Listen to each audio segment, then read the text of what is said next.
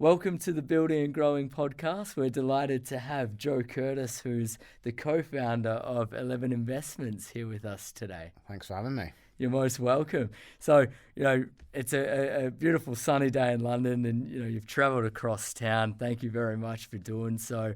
You've got a wide background, Joe, both in sort of founding businesses and investing in other founders' businesses. But I think, it's best for me to hand over to you to introduce yourself. It's always better coming from the wolf's mouth. I'm Joe. I grew up in the southwest of England, went to school in Wales, went to uni in Birmingham, ended up in London. Nice. Didn't really want to, but ended up in London.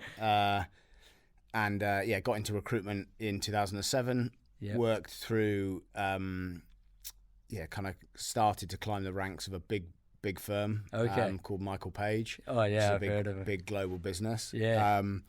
Was there for 7 or 8 years and grabbed 2 pals at the time and decided we were going to set up our own Nice. business. We were all in Michael Page marketing and Michael Page digital, and we decided to set up a boutique marketing recruiter called 3Search. We did that in 2014. Okay, nice. And then we started growing that and seeing quite a bit of success from being a boutique specialist. It's funny, at our old firm, if we ever lost out on a pitch or anything, we'd lose to a specialist business. So so you saw him sweeping up the work. And so we we decided to go down that route and become this specialist. So anyway, Yeah. so we saw a bit of success early on doing that, and we kind of stumbled across an opportunity to invest in somebody else who wanted to leave the same business and do his own thing. So we invested in him, and then another opportunity came along and we invested in them, and then we built 11 Investments, Nice. which is this kind of broad umbrella that our recruitment investments sit in now. Yeah, fantastic. And it's evolved quite a lot. Like 11 Investments is now it's an incubating investment platform. Yes. So it's not a typical recruitment investor. We only invest in people we want to bring into our office, into our environment, and we share everything. Nice. So we share culture. Yeah. We share the office space. We share incentive trips. We share commission structures. Yeah. Salary bandings, career path. Far out. So we've got this blueprint Yeah. now that enables great recruiters to build businesses without having to do everything. Yeah, indeed. So that's where we're at. So we are nearly 9 years in. We're about 100 people. Wow. 6 businesses. Currently 1 office. Yes. So we're a group of specialist, discipline-specific recruitment companies focusing on head office or corporate function recruitment in the UK and the US predominantly. Okay, excellent. So, look, there's a number of questions that I'm going to dive into there, because you started off just with a boutique recruitment firm, and then you started investing into other ones. But I suppose the first thing that comes to my mind is, are the firms that you're investing in competing against one another? No, we don't. We don't have any competition. Yeah. So we won't invest in competing businesses. Okay. It's all about collaboration, cross-pollination of clients, hopefully, and sharing success and helping each other rather than competing at all. Yes. So we might decide that we build a finance business that focuses on the UK. That wouldn't stop us having one that focuses on Europe. Yeah.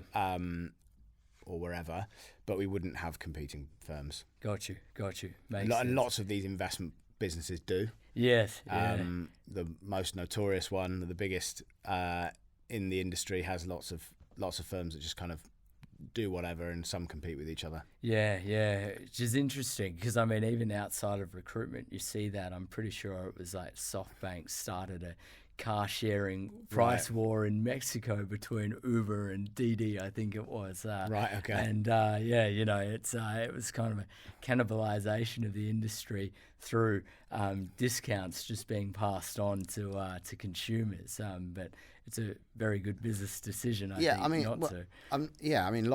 There are successful recruitment businesses out there that under their brand have competing brands. Yeah. But they're just we've fostered a very collaborative, supportive culture. Yes. And the way we choose to do business, that just wouldn't work with us. It works really well for them, but it wouldn't work for us. So we're all about maximizing the experience that our customers have, and providing as much service to them as we can, ideally through continuing to grow the disciplines that we can recruit for those customers. Sure.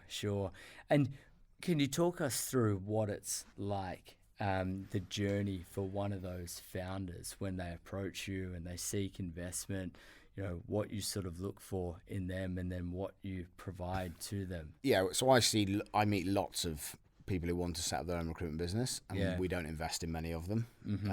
We are quite unique in the industry in the way that we operate. Yes. I'll end up saying this a few times possibly, but we've got 4 value drivers, 4 behaviours that we look for when we're working with people. Be kind, have ambition, show respect, and love what you do. Yes. And that's quite woo-woo for the recruitment industry, to be honest. It's the industry in general is very commercially focused, short-term commercially focused, money-driven, and we are a long-term relationship focused business. Yes.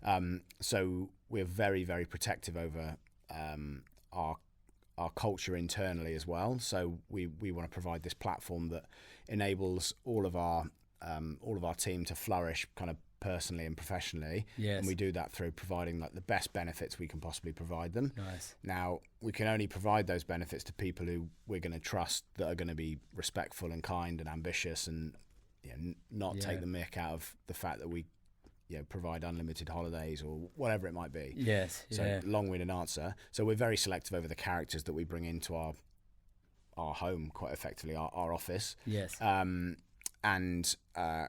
We've got that wrong a couple of times, which we'll probably come on to. But so first of all, we spend a lot of time with the individuals. Both myself and my our investment director, who's an ex-boss of ours actually from our old corporate days, David. So he'll spend a lot of time with them. I'll spend a lot of time with them, getting to know them, making sure they're the right person. Yeah. And then we'll go into details about the sort of business that they want to launch, so the business plan, the territories, the skill sets they're looking at, and then we'll go through that process with them.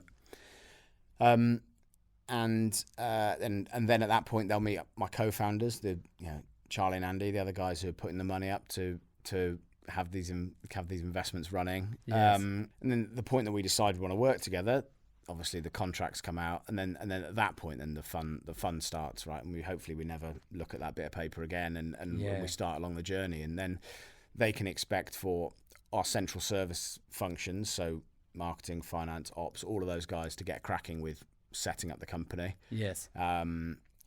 The branding that needs doing, the website build, all that sort of thing we run centrally. So we take all of that off the founders' hands. Yeah. The general ethos is recruiters are good at recruitment, and they can't be relied on to be good at much else, in my experience. Myself included. I'm good at a very small part of recruitment.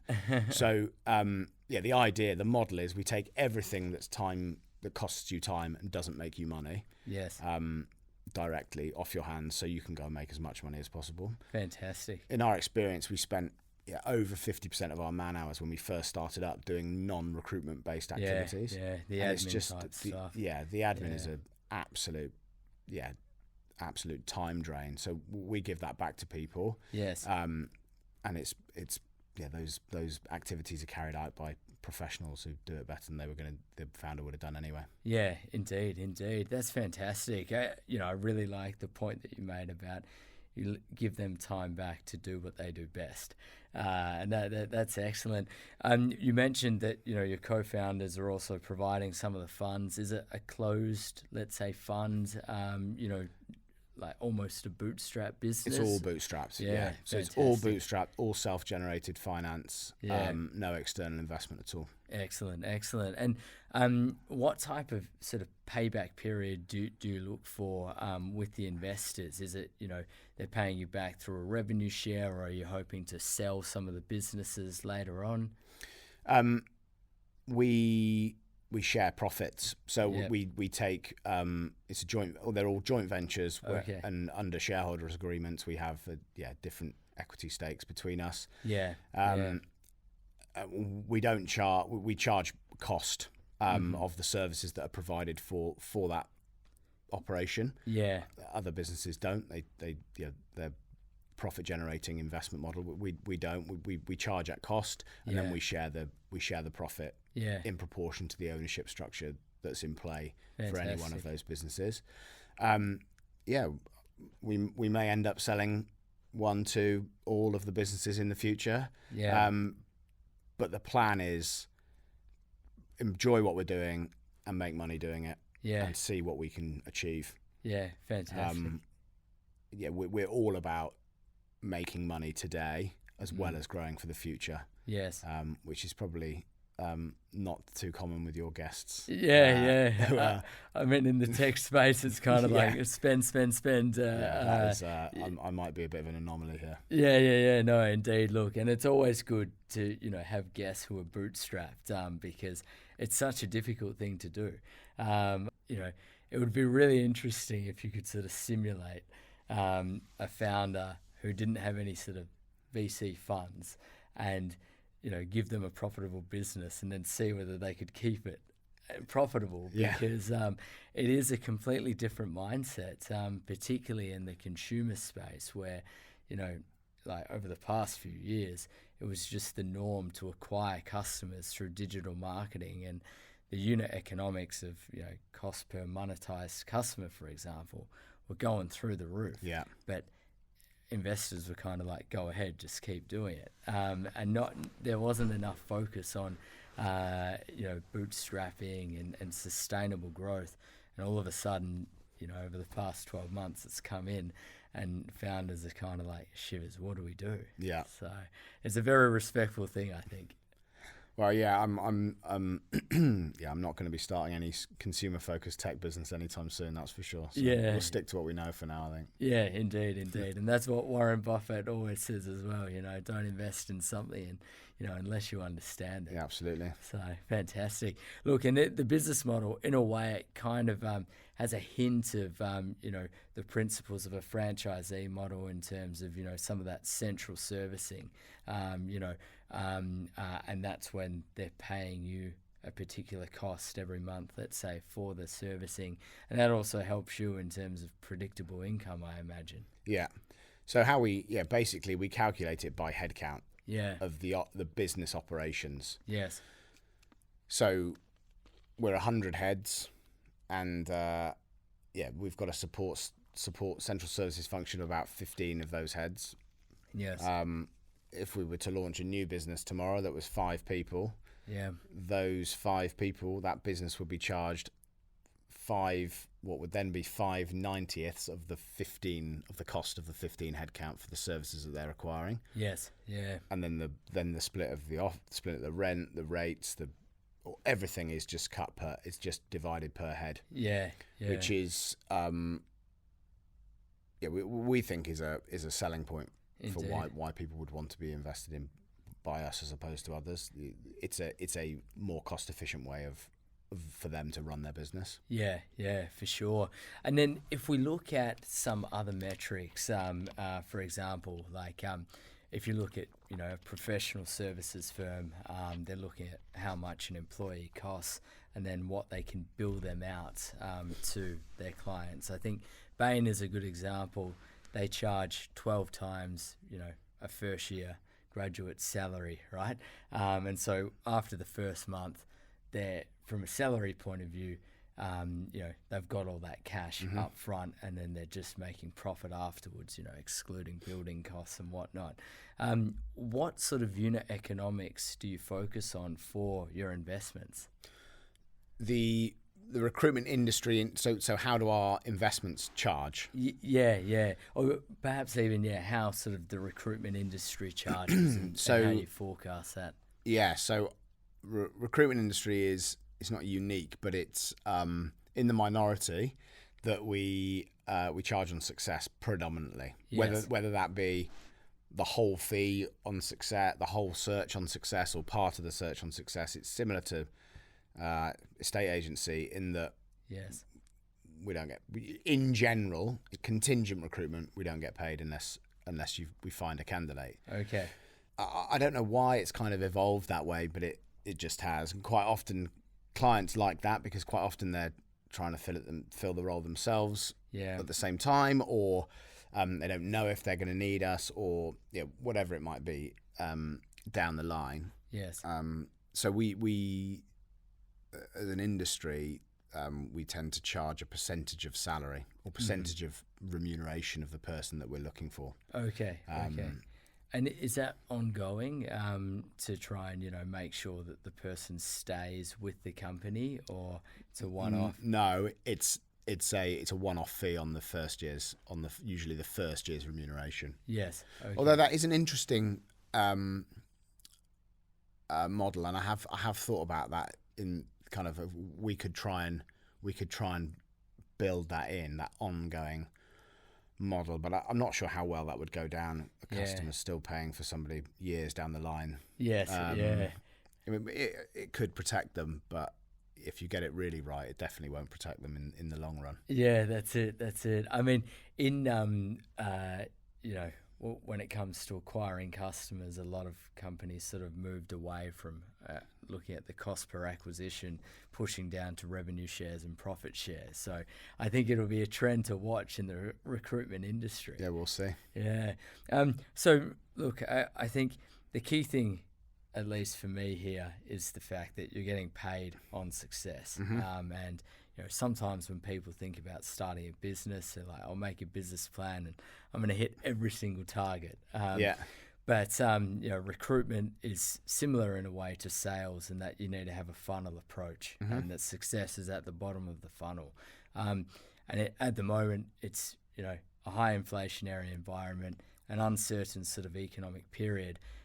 How do you look at the funnel at a group level to ensure that the revenue is still going to keep coming through the door? There are a variety of activities that we undertake to try and win as many customers, clients as we can. Yep. A number of those activities. So the individual recruiters, the individual consultants are speaking to their network all the time. You're absolutely right. It's a sales job. So they're out speaking to their particular niche all day, every day. Yeah.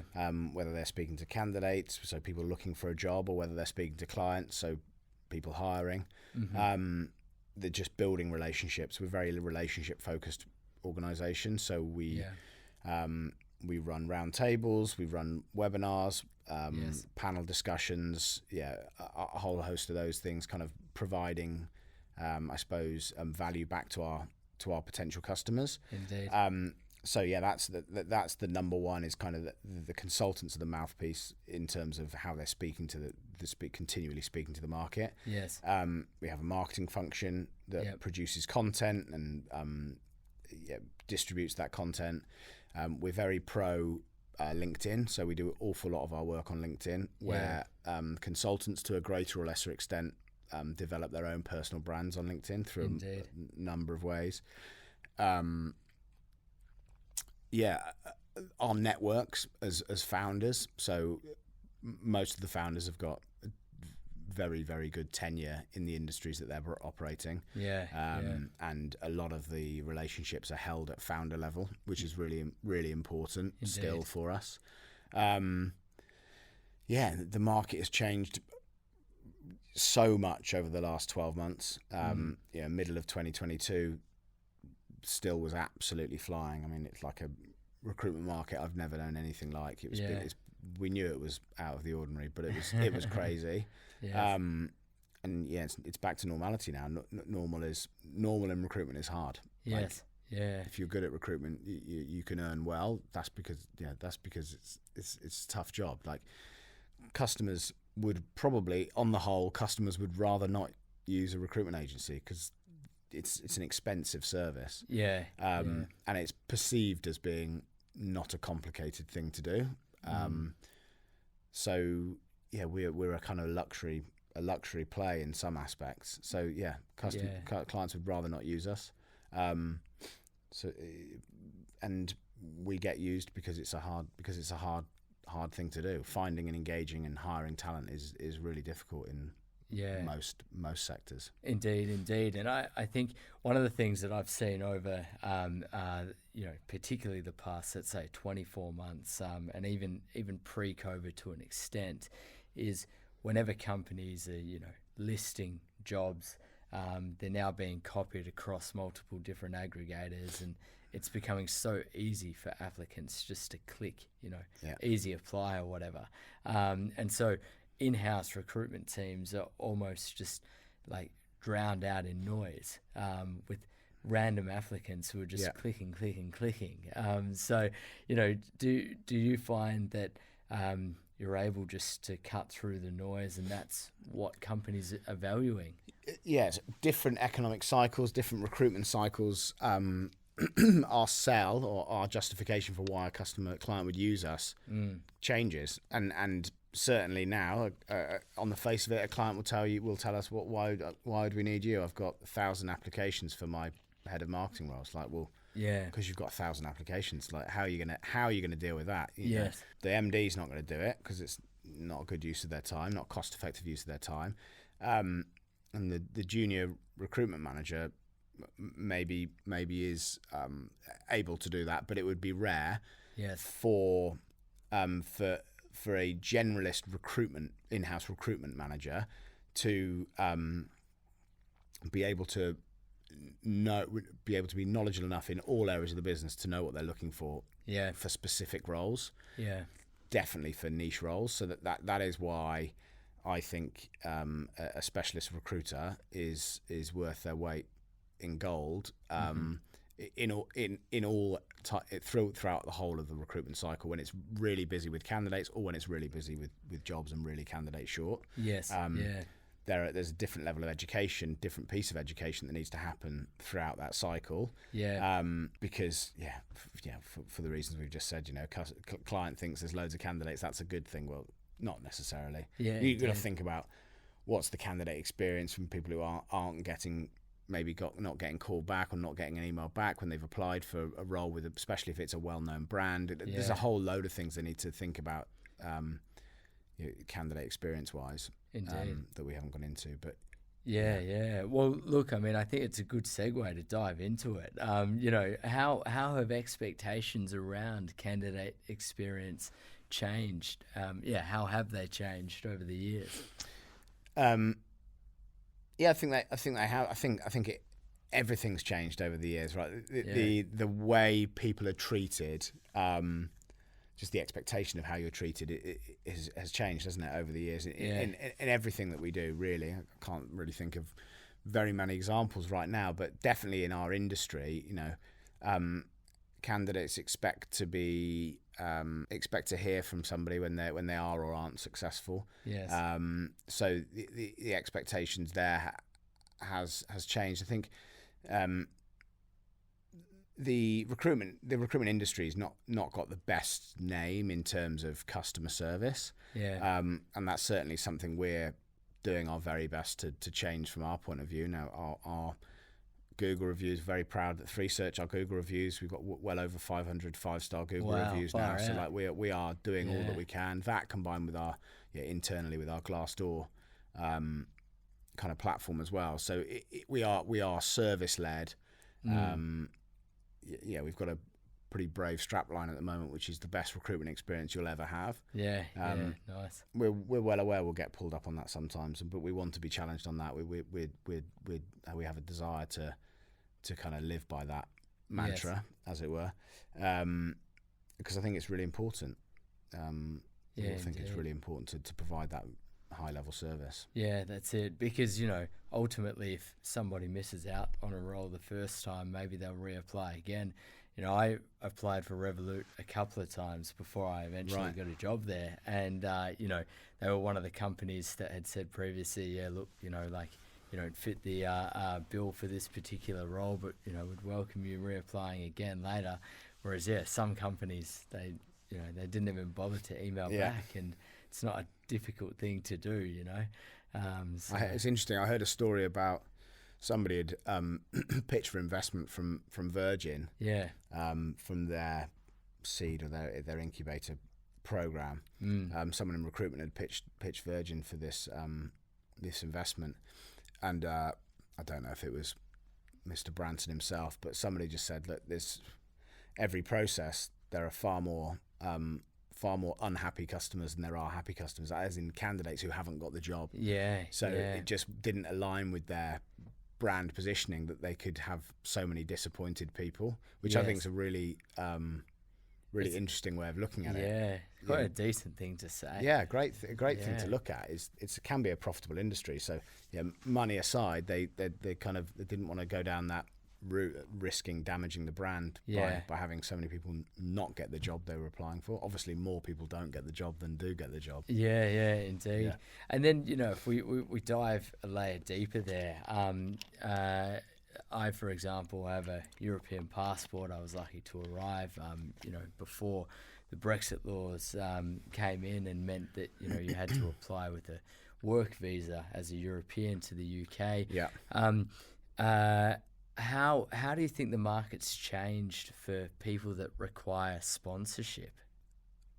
It's really difficult. We do we do quite a lot of more senior stuff that people might qualify for a highly skilled migrant visa or whatever the equivalent is now.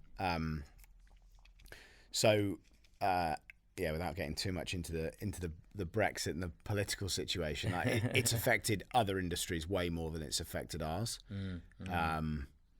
The food and beverage industry is just a complete mess in terms of we don't have enough talent in the UK, in London specifically. Yes. Don't have enough people to populate those vacancies. The restaurant industry is it's awash with vacancies. Yeah, and has that led to more, let's say, industries such as hospitality that might not previously have used recruiters to find people? Are they now coming and asking for help to fill even lower level positions? Absolutely, they are. Yeah, they will do what they need to do to fill those roles. Yes. I don't have an awful lot of exposure to it, but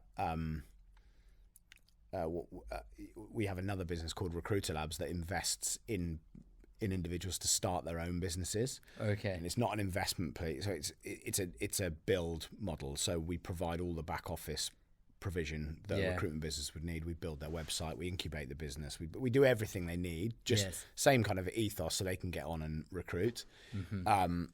And we've got some hospitality recruiters in that space, and they are so candidate short.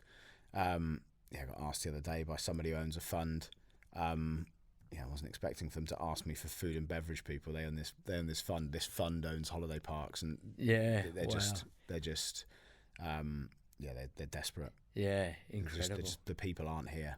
People aren't here. Yeah, I suppose before it was. There was such a large labour market that could just come and go, and maybe you get a phone call and you fly over to London on a Ryanair flight and you can start a job. Whereas nowadays there's employment license and then sponsorship for the employee, and then they relocate. So it's just added far more expensive. Yeah, it's added lead time. It's added expense to it. I don't know. Generalize and pick a nationality, but I was asked early days post pandemic, I think it was. An Italian guy I know called me and was like, "I've got an idea. Like, we need to sort this hospitality shortage out. We're going to have direct links to people to Italians to come and help populate the restaurants and blah blah blah." And it was something I wasn't. Not in my wheelhouse, so I didn't get involved in, but it's a real issue. Yeah. Oh yeah, indeed. And look, just going back to I guess the difficult economic conditions. Are you seeing more demand for, say, fractional type roles where a company might not be able to spend 100 to 150 on, like a higher sort of position. And so they're bringing in people sort of 3 days a week.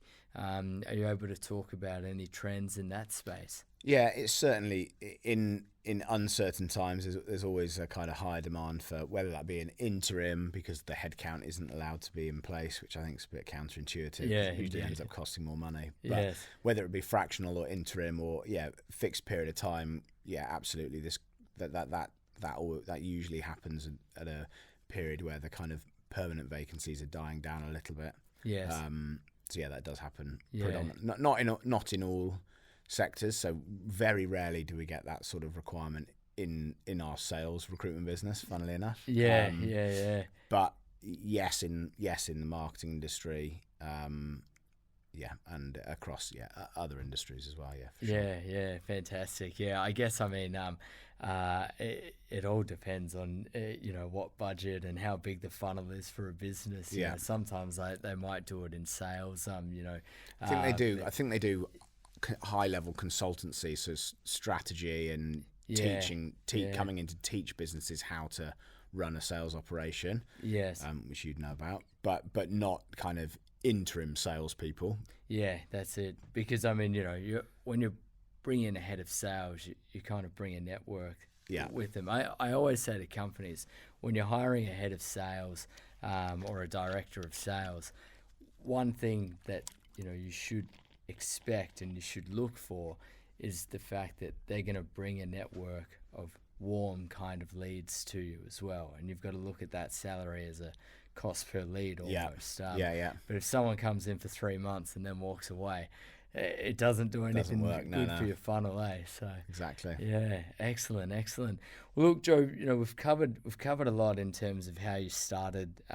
You started off with 3 search, and then that grew to be 11 investments, investing in different founders who wanted to build out recruitment businesses. You said you've got 6 verticals, mostly focusing on sort of head office and corporate roles. You've described the way in which you support founders. I'm going to simplify it, in terms of you take the admin away from them and you allow them to focus on recruiting. It's been great to, sort of cover a few of the different trends in the industry in terms of, how things are slowing down now after a few sort of cash-powered years, let's say. And seeing shortages in things like hospitality as a result of tighter labour laws or immigration laws, and then the emergence of more fractional roles during a sort of economic crisis, let's say.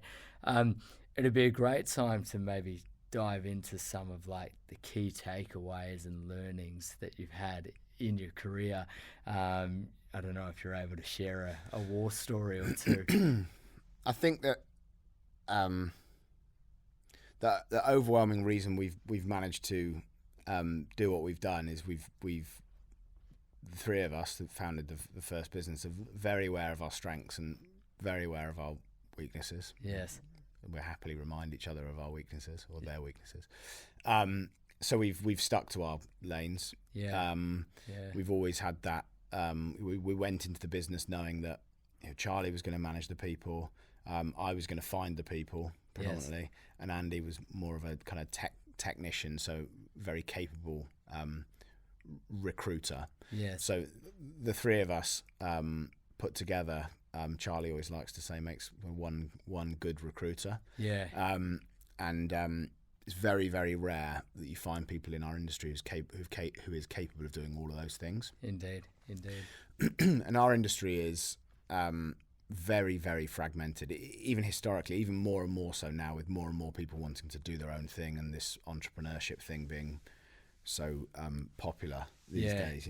Having your own business seems to be the in vogue thing to do. It's always been fractional, so I don't know the exact stats, but over 80% of the industry is less than 10 heads in a business. There's over 40. There's about 40,000 recruitment companies in the UK. Only 20,000 in the US, so 40,000 in the UK. And an economy much smaller. And population much smaller as well. So people on the whole aren't able to grow recruitment companies. Yes. We've managed to grow to 100 in the time that we've done now. So we've done well, I think. Yeah, for sure. But it's because we've stuck to what we're good at. Mm-hmm. And where we haven't had the capability in house, we've outsourced or hired that capability. So some advice we got from a close friend early on was outsource your finance immediately. Yeah, just don't even try and do that yourself. Just go and score the goals and let somebody else sort the defence out for you. So we took that on board early. We tried to do a load of things ourselves. Like we built our first website. I think Andy built our first website ourselves very briefly. We might have had a go at that and then outsource that. So outsource and do what you're good at. Mm-hmm.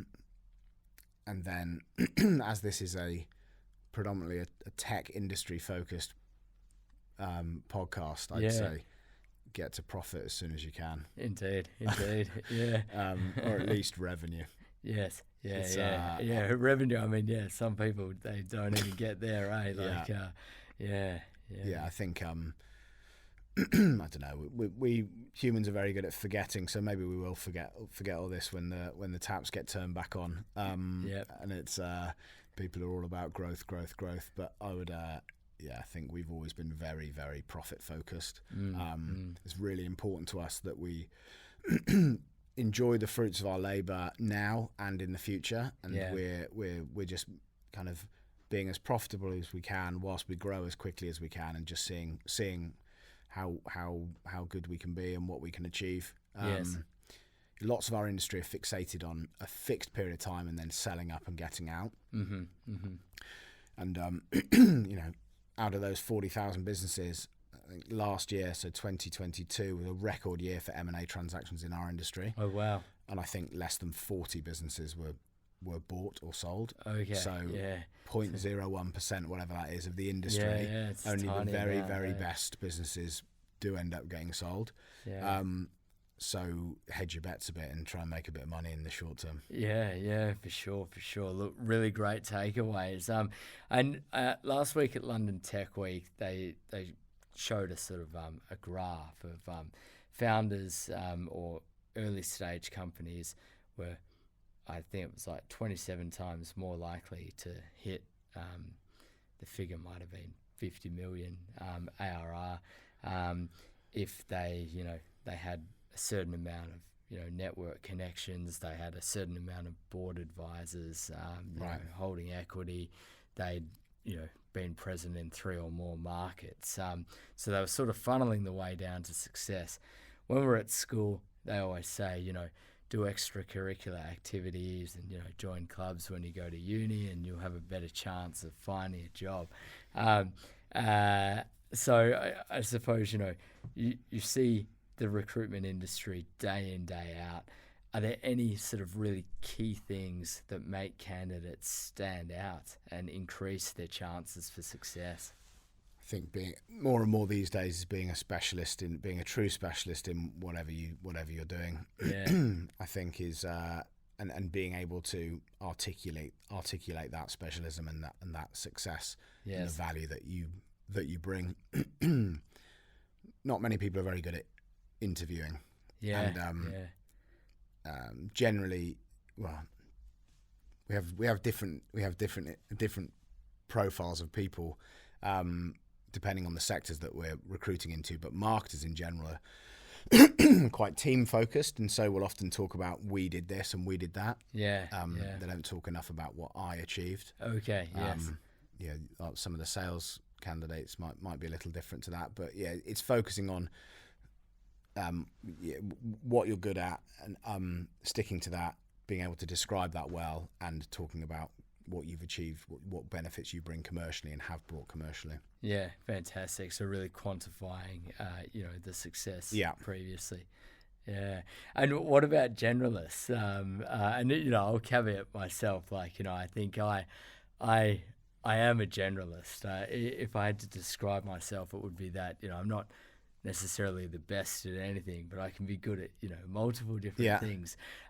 Do you think there's space for generalists in this type 100%. of market, or, is it a dying sort of breed? No, I don't think so. I think there are plenty of opportunity for generalists, and I think early stage businesses definitely need generalists more than they need specialists. I think having a number of hats you can wear really helps, especially in early stage businesses. I'm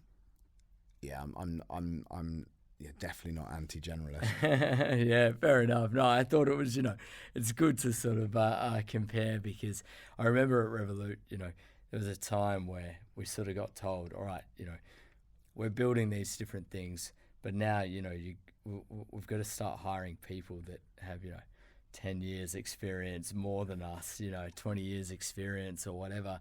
And it's hard to sort of hire for above you, because what do you look for and such? But it's that transition away from the generalists into the specialists, so that then, you can really keep driving the business forward. Absolutely.